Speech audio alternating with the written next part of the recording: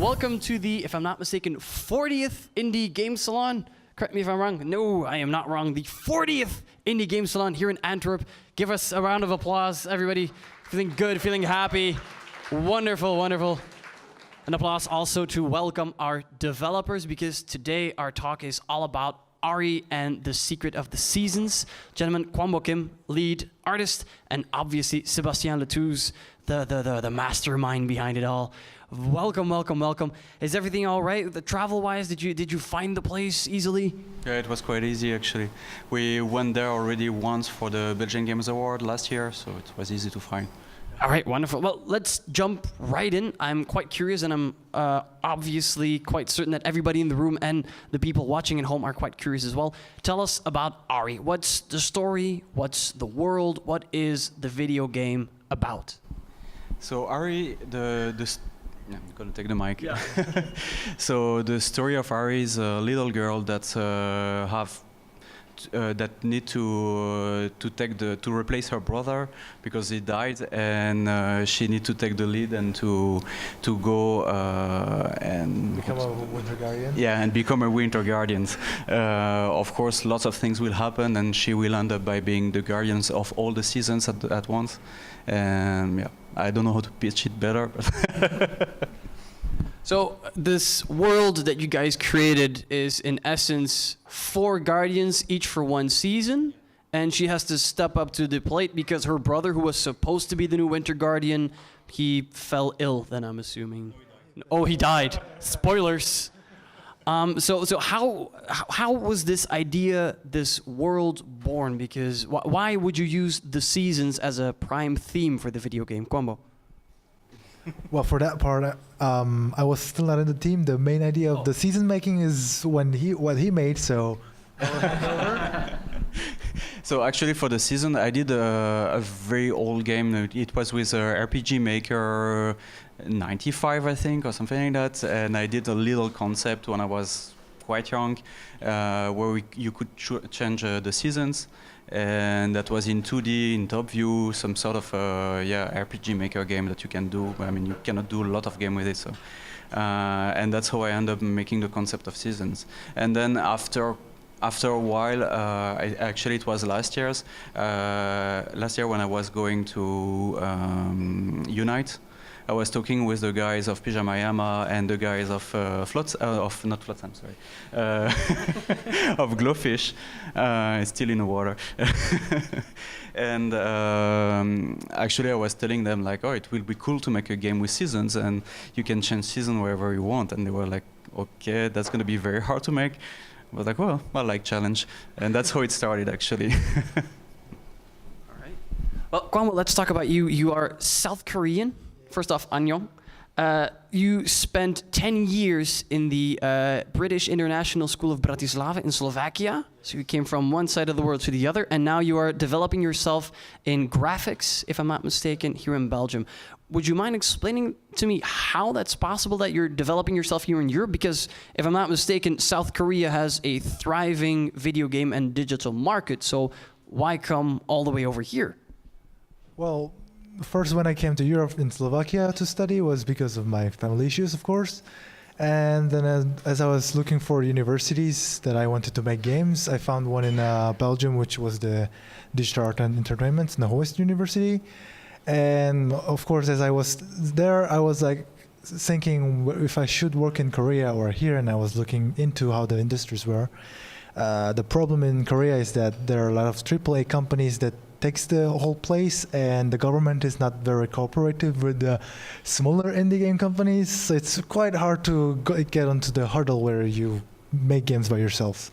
So I was like, all right, here I can perform whatever I want to and have more chance to get bigger. So I decided to work in Europe and found this Exiin place from my internship and decided to stay here.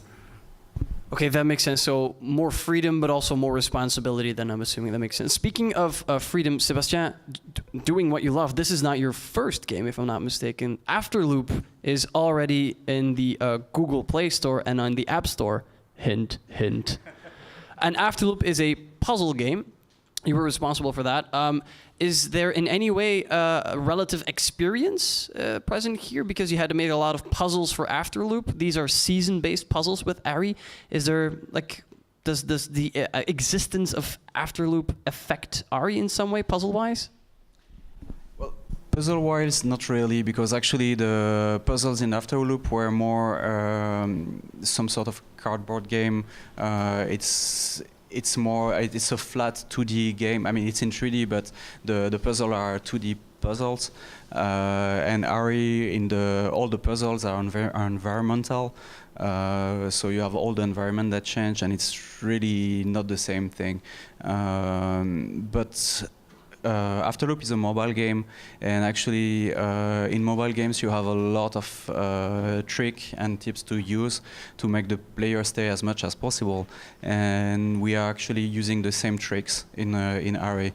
We don't want to have like those tutorials where you have like a lot of text and you keep on reading and you don't understand what's happening, and usually you skip it and you don't know what you do. So what we're doing in Ari is actually we kind of remove all the action possible, and we just let one action. So if the player cannot go further away, you have to find out what he's doing. And the way we make the tutorial is like he have to find by himself, and yeah, it doesn't have a lot of possibility, and just have to find by himself what it have to do. All right, thank you. Kwambo, you are the lead artist, right? But yeah, you're the lead artist. Take that credit. That's fine. I'm kind of curious what the creative process is with you guys. You have a team of a couple of people. It's a relatively two people working on this game. 2 people working on this game. All right, so 2 leads. But obviously, you're as the lead artist, as the Mr. Visuals, Mr. Environment, Mr. Building shit stuff. I did not say that word. I said stuff. How does the creative process work? Because obviously, you need more than one person to actually create, to shape this world. How does the communication in between you guys do? Does he do all of the visual stuff? Do you do all the coding? How does that work, that creative process? Mainly when we have like an area or some concept idea, he bridges me like the thing that he has in mind, or sometimes we discuss like what could be nice if we put in the game. Then we make a list of stuff that has to be made in 3D wise and 2D wise to put that in the game. Then I start making some concepts and then making 3D, then show it to him. And because since we're just 2, it's quite easy and fast communication. So I just say, how does it work? And he feedbacks it, and then I change it or adapt it. And then we just put in the game, and he tried to make a nice environment, a level out of it. And if it works, it works. We're just like, all right, it works. We put it there. I mean, I feel like that's like the most simple way to explain video game development. Well, actually, it's quite easy to work with him, actually, because whenever I picture something in my mind, I tell him, he does exactly what I'm telling him. For all the design of the characters, for example, I was telling him like, oh, this one is a bit mad, he is a bit obsessed with Ari, and he have to look a bit weird. And then with one try, he make it already. And we have a lot of characters in the game that I just described the way they should be, and then he was able to make the whole characters. And now with the design of the characters that Combo are doing, you don't need to read the background of them, you just know what they are by the way they're looking. Well, that's the essence of visual storytelling. You don't have to explain anything with text or context. You just look at the character and you get from the way that you get my point. How did you 2 meet? Because if I'm not mistaken, Kwame, you're still studying or you're finishing off your bachelor's in graphics? Well, I finished it, but I still have my student card, a student thingy, because I was an IoT student, which I did my internship semester later. So practically I'm still a student, but I have graduated. Okay. First off, congratulations on that. Second off, how did you end up joining the team? Because you just mentioned that Ari, or the motor of Ari, was already up and running, and you joined later? Take that one. Well, you can take that. Yeah. Okay. So actually, when Combo applied, he was applying for making a new mobile game, and he ended up by he was willing to make simple graphics and quite cheap mobile game, and he ended up by ending up with Ari. So that was quite a lucky thing, yeah. I think. Because I was looking the companies that were recruiting internship stuff, and on the Exiin side at the moment, they had this mobile game stuff, which I didn't know it was mobile game, which is some kind of environmental stuff. Apparently, that needed a bigger number of people to make, so he discarded it when I entered. So that was for nothing. But as I entered, he bridged me that we were working on a new project called Ari. So I didn't even know before I was entering. And then after I entered, okay, this looks cool and nice, and that's how I read it. Blind entering. All right, cool. So let's talk about inspiration, guys. I'm rather curious about the visual aspect of it, because video game-wise, I can see there's a little bit of Zelda in there, for example, to name a AAA title. Visually, Kwambo, where do you get your inspiration? What triggers you? What inspires you? Mainly, we have a chunk of references in Ping or stuff that he also made out of this Zelda-like games and the environments. Also, he likes a lot of Disney character faces, so we have those as references, and we try to take some of the parts and mix it together, not completely mimic. We just try and fail and error and see where we go and keep on making it, show it to him. He likes it or not, and get the feedback and continuously work in a way to get to till when we are satisfied. And yeah. That makes sense. So you do the visual part, and you suddenly, in the middle of showering or on the toilet, you think, "Oh, that's a great level. I can see Ari running." How does that work? Where do you get the ideas? Is it actually a shower thought situation? Yeah. While feeding the dog. Okay. Oh, you guys seem to get along great. Am I? Yeah. I'm assuming you guys. How much time goes into Ari, because you're probably working closely for a lot of the time, right? We started last June. Oh no, last July actually. So it's a year actually. And I joined from September. Yeah, I joined in September. Okay. So it's not that long actually. Yeah, less than a year actually. Okay, so when we're talking about a year of development right now, and the alpha is what we were looking at, the demo that we saw in the beginning of the video. When do you think I'll be able to get my hands on this? I know that's probably a question you get often, so you can feel free to be vague, but you must have some idea somewhere in the future where you would like to see Ari being played by others, right? So actually, this is the vertical slice. So it's the demo that we are sending to publishers. Now we are currently speaking with certain publishers. There is the Gamescom that is coming in 3 weeks, I think. We have also a meeting with other publishers. So now we are trying to sell the project to bigger publisher. We're gonna also team up with a bigger company in Belgium. So the game will end up by being what we say a AA, I think, or indie triple I or something. So yeah, the game is getting bigger and bigger, and normally by the end of this year we're gonna be 10 people. So it's spreading. But for now, estimation-wise, it's gonna be 14 months as soon as we sign up with the publisher. Now, let's talk about everybody's favorite subject, something that web developers and game developers constantly talk about: politics.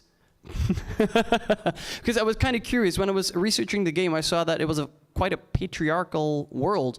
Everybody is male. All of the guardians are male, and all of a sudden, when her brother is unable to step up to the plate, Ari, a girl, for the first time ever, a girl Guardian of Winter is there. Is there a hint of feminism in there, or am I mistaken? Yeah, there is. No, it's a way of differentiating ourselves from Zelda, for instance. But it's also I like that kind of subject to have those feminist thing to talk about those kind of subjects. It's not we don't really talk about it in the game. We just present it like that, and people have to make their own idea and assumptions. But yeah, indeed, the whole game is about being a woman in the middle of a man world. And actually it's done by 2 dudes, so. On top of the feminism aspect, is there an environmental aspect? Because I saw that when you use your winter powers, all of a sudden there's humongous icicles everywhere. Is that a subtle Game of Thrones winter is coming reference?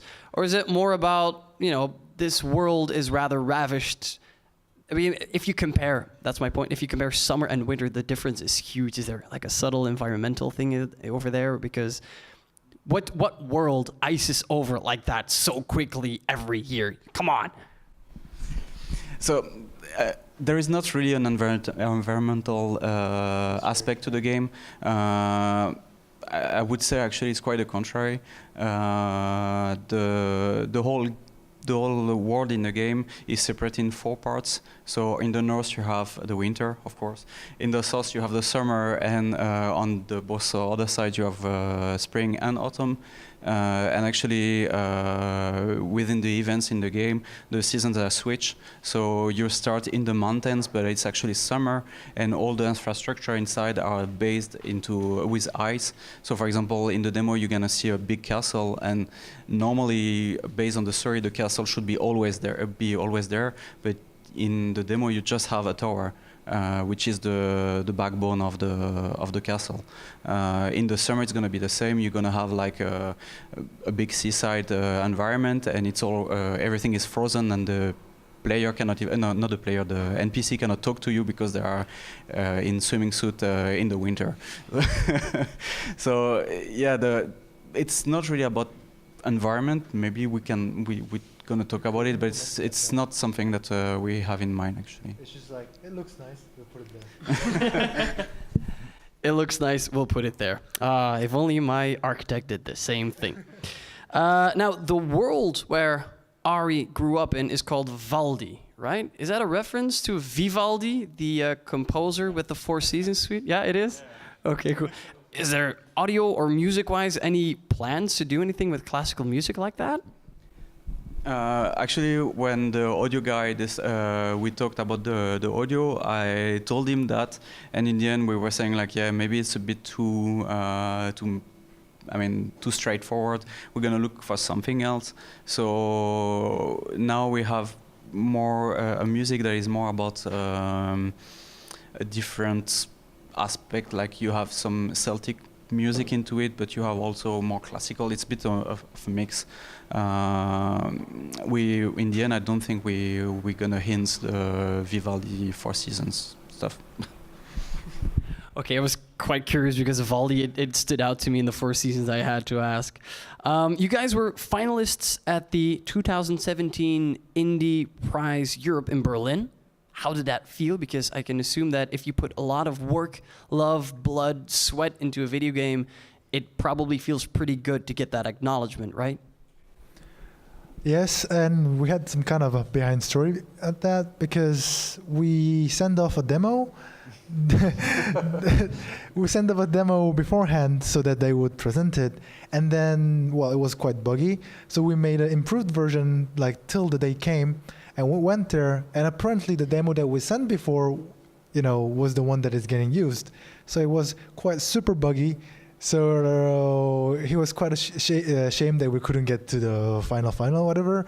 But yeah, I was like, yeah, it's quite buggy. Everyone was like, it looks nice, but it's buggy. Still, to be able to get that credit for something that wasn't supposed to be sent in with more bugs than expected, that's still a pretty big pat on the back. Speaking of ups and downs, Sebastian, I can assume that there's a lot of ups and downs in the creative process, in the development, in the production, and rolling the game out. What are some of the challenges or obstacles you guys have already faced or are about to face? Well, the way we use the seasons in the game to have like those flash of seasons that appear suddenly, it's a big challenge, especially we're using Unity, and actually, for example, you have the eyes that appear and you can touch it, and whenever you make the thing disappear, you can pass through it, and that's a big challenge to make, and we're kind of pushing the limit of the engine by doing that, and there is pros and cons for doing those kind of things, but visually it's like really rewarding. But on the background, we need to fix a lot of issues that are appearing due to that. I don't know. Yeah, like for example, if you have a sphere like that in a season, then for example, if you open like a summer sphere in winter, then the sound effect and the atmosphere and stuff are all different as soon as you go into the sphere and get out of the sphere. So the boundary is quite a hard part where you have to get like stuff that disappear in the middle and all the sound effects and stuff. It's quite hard to code those parts. Yeah, that makes sense but at the same time though, you are the ones giving yourself that exact challenge, because if I'm not mistaken, at a certain point, Ari is able to use 3 different kinds of spheres at the same time. Why would you be so masochistic and make it more and more difficult for yourselves? Because it hasn't been done before, actually. And yeah, also for the visually, it's very impressive, but also on the audio part, also it's quite a nightmare. Whenever you have like a lake, and the lake is like frozen but not frozen, and in the middle it's like still water, but you have ice on the side. There's rain there. Yeah, how should it sound? And it's also a challenge that we have with the audio people that we're working with. It's always this kind of challenge. It's like how it should look, how it should sound, and it's a concept that does not exist in reality. So we have to make our own rules, actually. So if I'm not mistaken, if you have all 4 powers, that means that, Kwambo, you have to design a winter, summer, spring, and autumn version for every part of the game. Is that right? For some special elements, yes. For example, the ice stuff, I have to have, well, that only exists in winter, so it's easy. But for some elements that are unique in the environment, sure, I should make the 4 different patterns. But mostly to work fast and stuff, we just change the tint of the color of the object. For example, if it's just a stone, then it's brown during the summer, and it just has some snow on top in the winter and different color in other seasons. Like usually in autumn it rains, so we just make the metallicity stuff, roughness different, so it looks more wet and stuff. So we try to work in a smart way so that we don't have to put our nose on each of the elements. Well, inside Unity also we made our own tools, so we have like 4 buttons and we can switch seasons in the editor as well, so we can design completely the environment. So usually we don't have to make 4 times the same thing.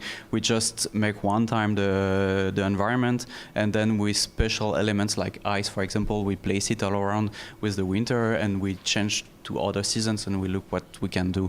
We have also nice stuff like growing plants in spring. You have seeds and you put the seed in the ground and you have a big plant that grow like a giant bean, the magic bean or something like that. So we have different elements for each seasons, and every time when we design it, we do it once and then add special stuff. That's it. Well, this started out with you, Sebastien, and later on, like, Kwambo joined the team. Mainly because of the visual and the design part, I'm assuming then. Is there, for example, audio or music-wise, still somebody you have in mind or somebody you would like to add to the team for that aspect of the development? For audio, we have the guy that is just behind you. The camera cannot see it, but actually for the audio, we already covered. It's an external company that work with us. It's a Sonicville 360. They are specialized in VR and also in video games. So yeah, it's actually them that do the audio. And as Pablo liked those kind of challenge, when we tell him for the audio how it should sound, he get a bit excited about it.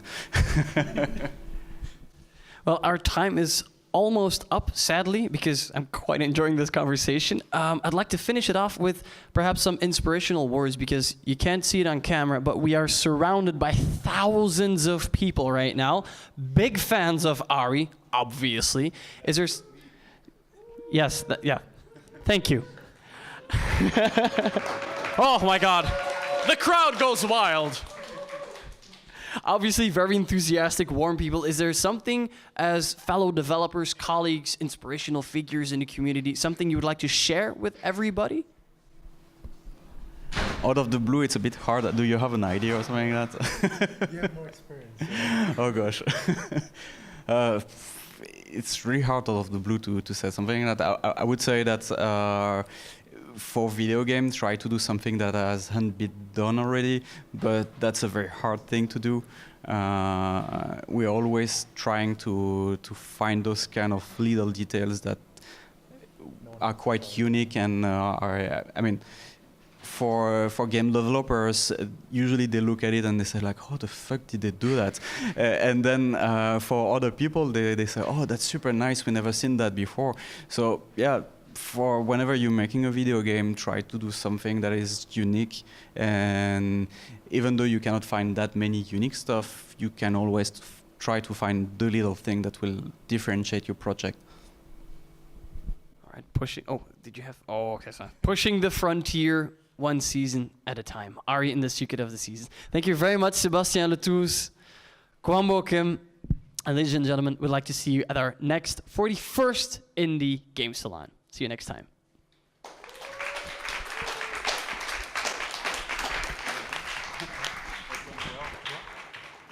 Well done, gentlemen.